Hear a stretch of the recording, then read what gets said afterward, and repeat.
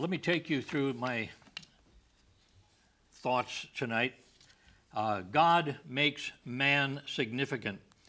While this is an unusual sermon title, I guess, what we understand here is that that's what this is, what Christianity is about.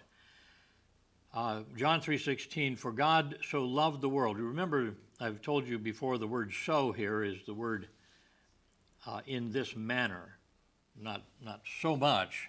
It means, but God in this way, thus loved the world, that he gave his only begotten Son.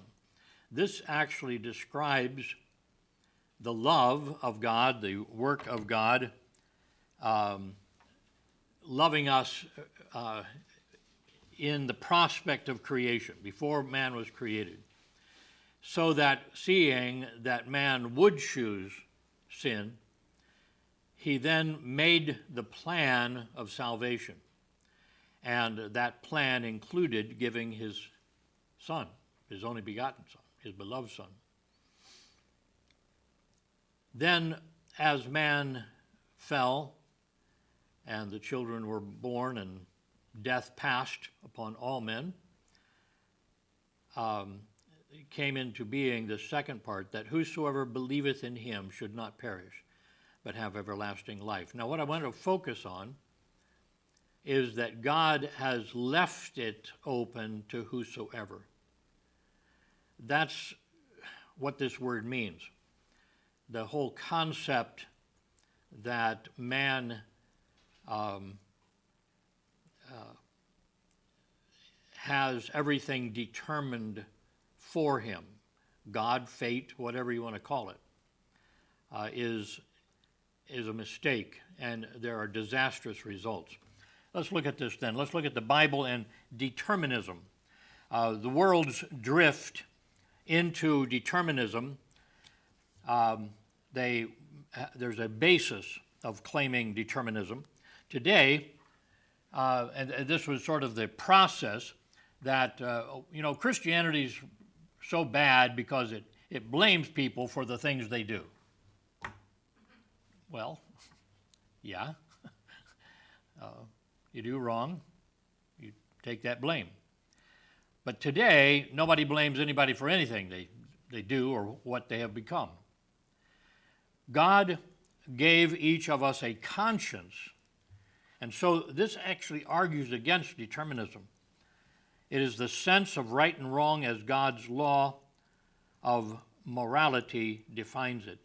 We know within us that we're doing something wrong. But this idea of determinism, that you couldn't help it. You were driven by fate. You were driven by what had to be. You are a mechanical being that could only do that. That tries to lessen the problem, but it complicates it. Now I'm a problem and I can't do anything about it. See? But God's conscience witnesses against determinism and for the fact that God is reaching out, asking you to change. Romans 2:15, which show the work of the law written in their hearts, their conscience also bearing witness. And the King James margin here says, or the conscience witnessing with them, or to them, you see. And their thoughts, the meanwhile, or between themselves, the thoughts debating, accusing, or else excusing one another. So this is that concept of what happens in your conscience, that your conscience beats you up because you know what you did was wrong, or was cruel, or wasn't loving. God intended man to love him, and to love him with his entire mind. Remember Christ answering the question, what's the greatest commandment?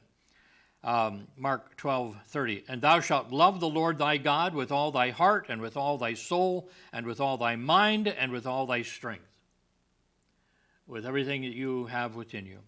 This is the first, meaning most important commandment.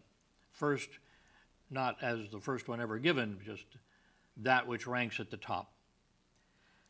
So the unsaved man chooses to remove God from his thinking. We are to love God with all of our mind. We're to think of this, you see. But unsaved man chooses to remove God from his thinking. If I don't think about him, then I don't have to answer to him, is the idea. When I was a little boy, I almost always got up long before my parents did, and I was the firstborn, so I was roaming the house. So I was older than 3, so I must have had a baby brother someplace because he's 3 years younger than me. But my parents had in their room a great closet affair. It didn't have a door on it. It was just a wall. And so things got put in there that weren't being used, and they were so interesting. They were just things that you could just stand there. But it was so full that I couldn't get in it. I couldn't walk into it and hide behind the wall. But I remember actually doing this experiment with my mother, and I looked at her through a doorway and I said, "Can you see me?" Of course. Then I stepped back behind the wall where I couldn't see her, and I said, "Can you see me now?" She said, "No."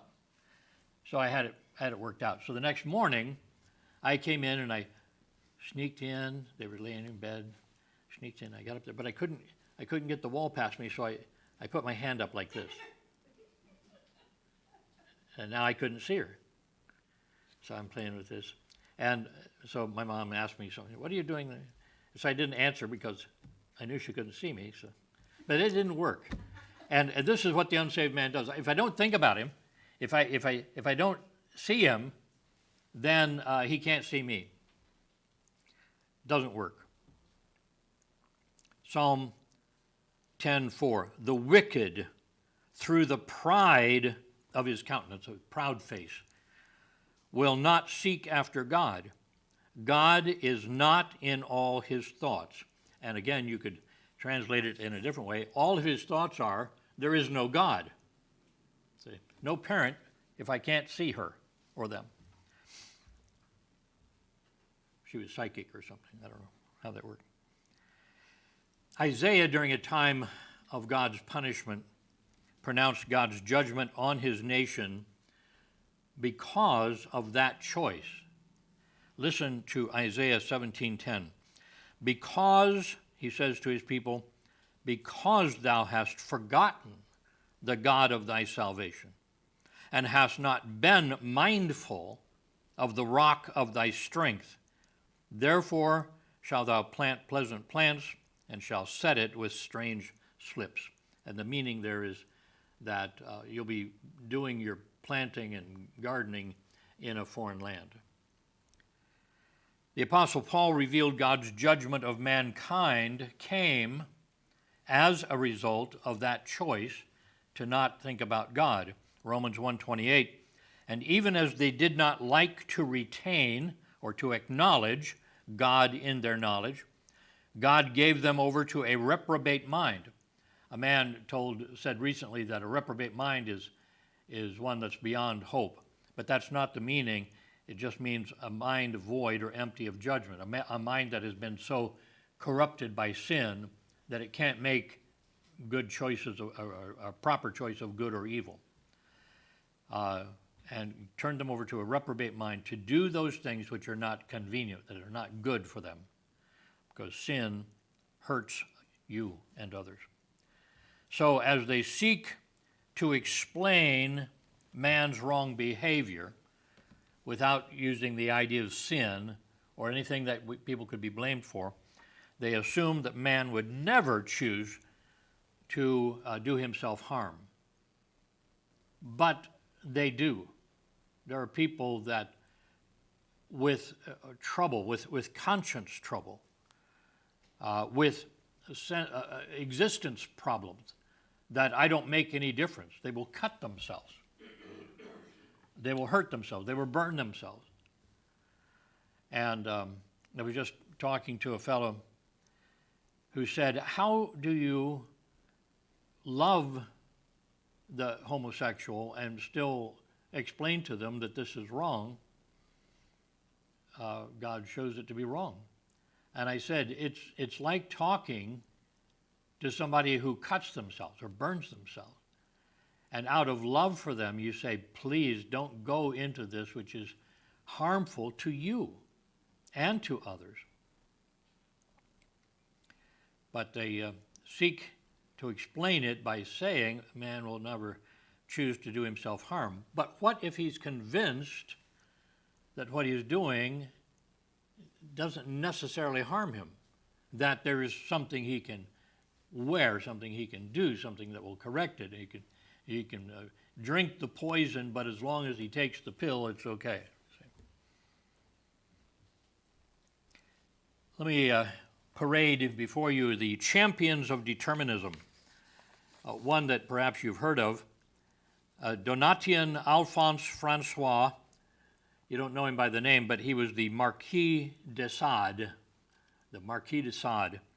June 2, 1740 to December 2, 1814. He concluded that man was chemically predetermined, that whatever the chemicals were that made him, that set him on a course that he couldn't change. Now, he based his practice of inflicting pain on women, especially sexually, on the simple fact that men were stronger than women, therefore obviously made to hurt the lesser person, you see. I don't know how he, such a kindly face. Somebody drew him. Another hero was Sigmund Freud, May 6, 1856 to September 23, 1939. He invented psychoanalysis to treat those with problems. In his mind, every problem had a cause in man's genetics, that he was predisposed to this by something in his past. Man was genetically and psychologically predetermined. And here's his stern face. And then Francis Crick. This is a more modern man, June 8, 1916 to July 28, 2004. This is a British scientist who helped identify the helical structure of DNA in 1953. He explored the biological implications of this structure. You and I see it as God's pre-plan for who you're going to be. You know, when your arms will grow in the womb and all these things. And but he considered the genetic code as the central dogma, the doctrine, the unmovable doctrine of mankind. He expanded his focus on how the brain works, and he concluded a chemical predetermination of man, that his DNA makes him who he is, makes him do what he does, makes him think what he thinks. And so today, after these heroes, we find a general acceptance that people cannot be blamed for what they do, that Christianity is just too old-fashioned because it actually holds people responsible for what they do. This is why when you hear about people that are being tried for horrible crimes, the thing they're always after is, why did they do it? What was their thinking? Is there some reason we can excuse them because they thought wrongly, you see? And that's not the question. Why they did it isn't the question. The question is, did they do it? And if they did, they ought to pay the penalty.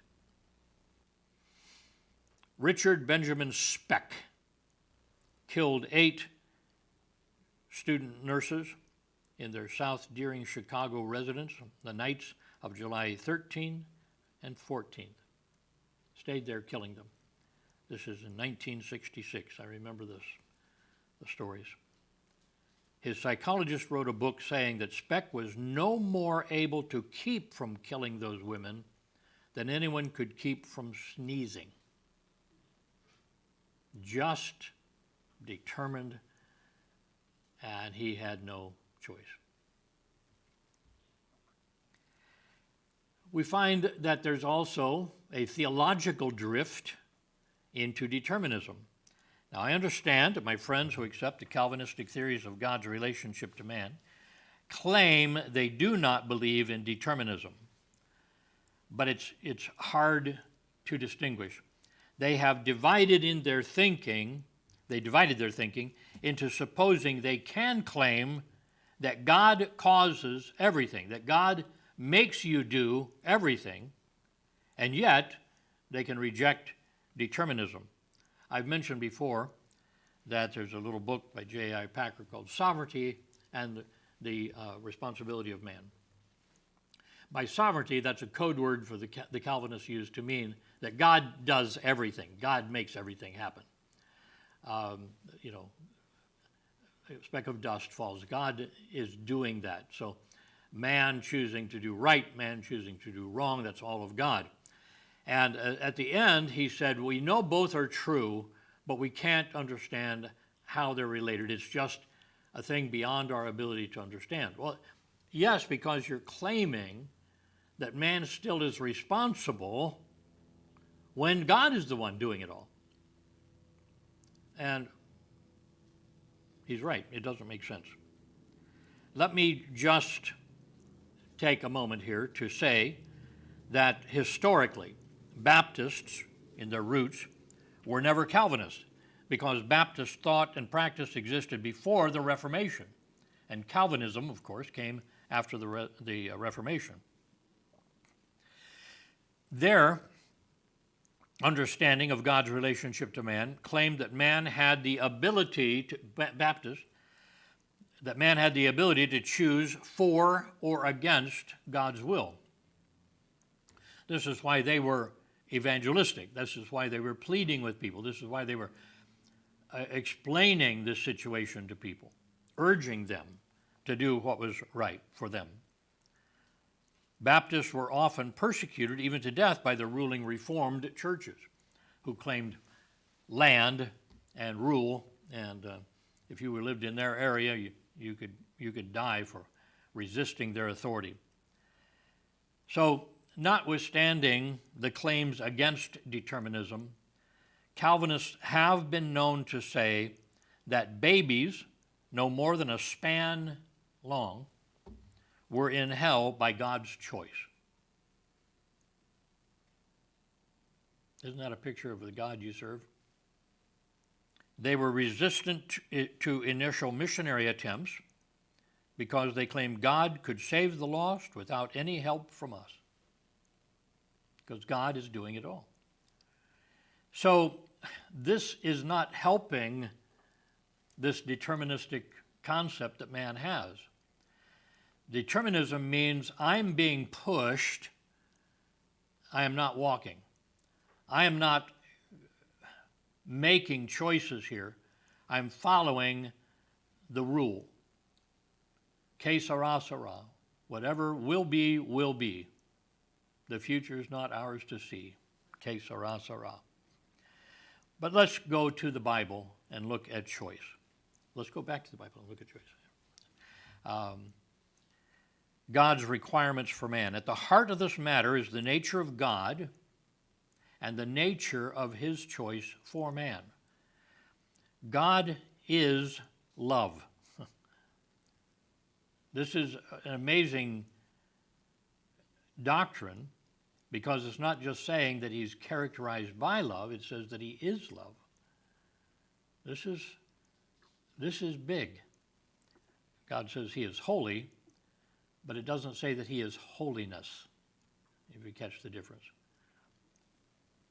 God is love. 1 John 4, 8 and 16. He that loveth not knoweth not God. Why? Because God is love. Verse 16, we have known and believed the love that God hath to us. God is love, and he that dwelleth in love dwelleth in God, and God in him. You can tell that a person that truly is saved, because there's a mark of love. Love. God's law is his will for man, his law strives to bring man in conformity to God's own nature. What is his nature? Love, you see. And so God's law is striving to bring man into his own nature. Notice this in Matthew 5:48. Be ye therefore perfect, even as your Father which is in heaven is perfect. Be like God. And if we're following his law is love. Paul says to the Galatians, who were being told by the Jewish Christians that they had to start obeying the law of God, he says, for all the law is justified in one word, we would say one saying. Even in this, thou shalt love thy neighbor as thyself. He says, once you've got on the track of loving God and loving others, you've got the law covered. Christ himself said, thou shalt love the Lord thy God with all thy heart, with all thy soul, with all thy mind. This is the first and great commandment, and the second is like unto it. Thou shalt love thy neighbor as thyself. On these two commandments depend, like a mobile, hang down all the law and the prophets. The prophets weren't introducing new laws, but they were the sheriff in town. They were upholding the law. They were reminding the people, get back to the law. And so he says, if you think about this, you flip open Leviticus and at random put your finger down on a verse and find a law. You could, if you had proper understanding, you could trace it back to loving God or loving men. This is, and sometimes they sounded like very harsh laws, and some of them were. But they were all based on love. Some of them were harsh because they were dealing with people that had been without love so long that they had become a cancer and needed to be excised. They needed to be cut out. Do you see what this means? That God is love and God asks love. This summarizes the whole of the Bible.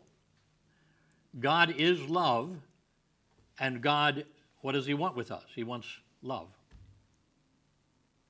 Let's think of the nature of love. Love must be a choice. As Christians, we refuse the definition of love that allows the concept of falling in love or falling out of love. This emotional impulse may come from any form of desire. Just a fellow was talking about a movie, Shenandoah, Jimmy Stewart, and in the movie, guy asks him for his daughter's hand in marriage. And he said, well, let me ask you, do you like her? He said, well, I love her. He says, no. He says, that's easy. Anything can make you feel that you're falling in love. But do you like her? Do you really like who she is? You have to actually know about her rather than how she makes you feel. You have to know about her to like her, you see. That's interesting wisdom. But that's what real love is. As Jesus said when he named the first commandment, God's goal is for man to love him. It is our choice. If our choice is real love, it must not be forced. This is where the Calvinist just has lost in the essence of the salvation message. It cannot be forced. That would create an artificial condition of unwilling submission or even slavery. Theological determinism claims that God makes us choose him. They call it election, predestination. Logically, if God either makes our positive choice for us or cancels out our negative choice against him, it's no longer our choice. Can't make anything happen. That's irresistible grace, right? Yeah, irresistible grace. That when he calls you, you cannot resist. You see.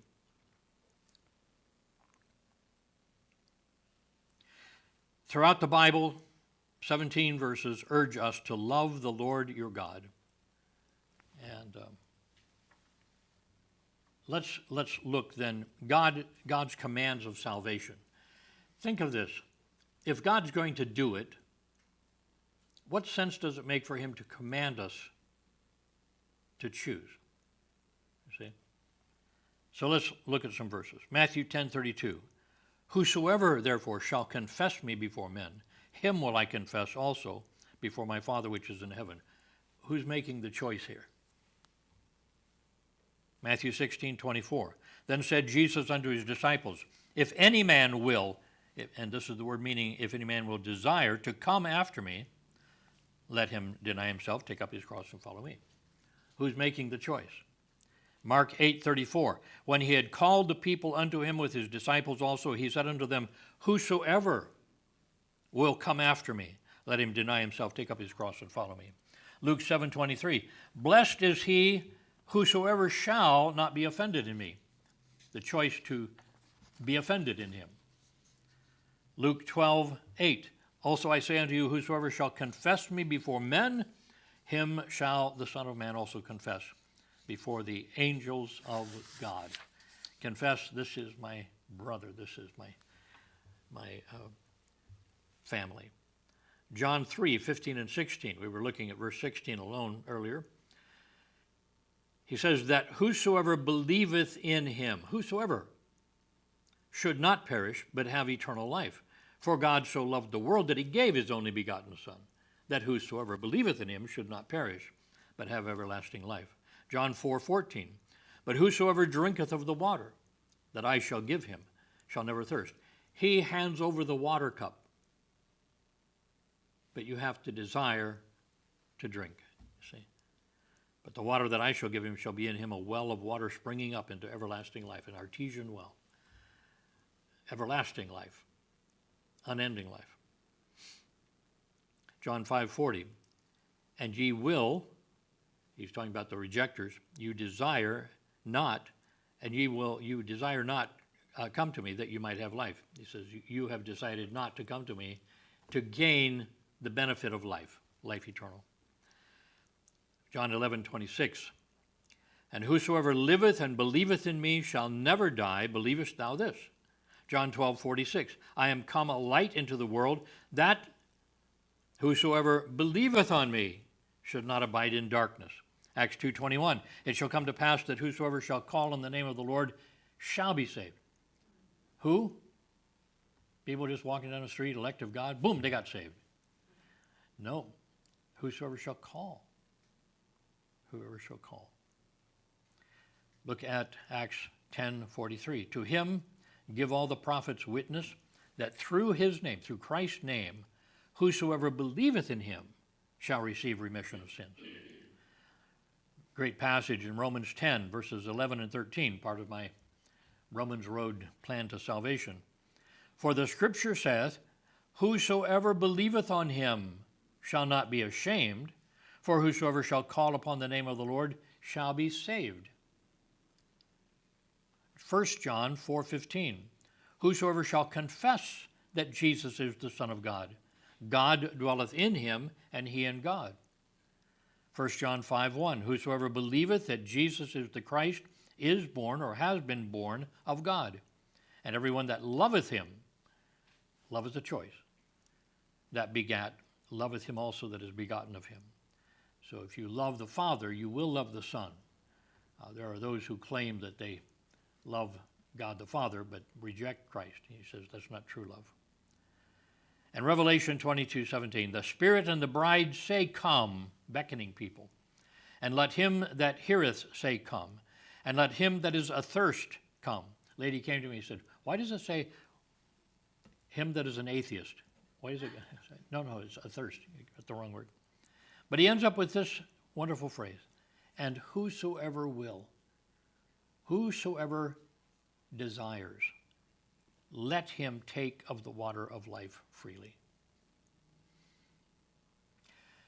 Are all of these just simple-minded illusions of choice when God's actually doing it all? No. So let me close with this thought. Man is significant. God made man in his image.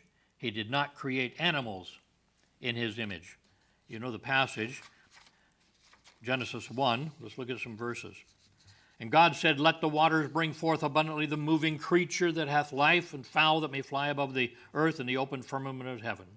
And God created great whales and every living creature that moveth, which the waters brought forth abundantly after their kind, and every winged fowl after his kind. And God saw that it was good, and the evening and morning were the fifth day. And God said, let the earth bring forth the living creature after his kind, cattle and the creeping things, the beast of the earth after his kind. And it was so. And God made the beast of the earth after his kind, and the cattle after their kind, and everything that creepeth upon the earth after his kind. And God saw that it was good. After his kind seems to indicate that built within them when he created them was the ability to reproduce. He goes on in verse 26, and God said, let us make man. Everything we've read so far, nothing about the image of God. Now he's made animals, but he's ready to make man. Let us make man in our image after our likeness. Goofy theologians keep pondering, who is this us and we here? Angels weren't part of the creation, so who is he talking to? He can't mean the Trinity because that wasn't revealed till later. I got news for you. God knew about it when he was creating. They think this stuff all evolved, don't they? In our image, after our likeness, and let them have dominion over the fish of the sea, over the fowl of the air, over the cattle, and over all the earth, and over every creeping thing that creepeth upon the earth. And God saw that everything he had made, and behold, it was very good. And the evening and morning were the sixth day. What's distinctive about this? They were made, man was made in the image of God.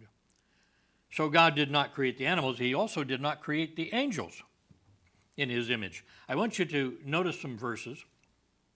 The way things are today, angels are quite superior to us, more powerful, and so on. But they were not made in the image of God. And that will show a difference in the time to come. 1 Corinthians 6:3. Know ye not that we shall judge angels? How much more things that pertain to this life? We need to hone our ability to discern right and wrong and good and evil that's been done by people. Hebrews 1:7. And of the angels, he saith, who maketh his angels spirits and his ministers a flame of fire.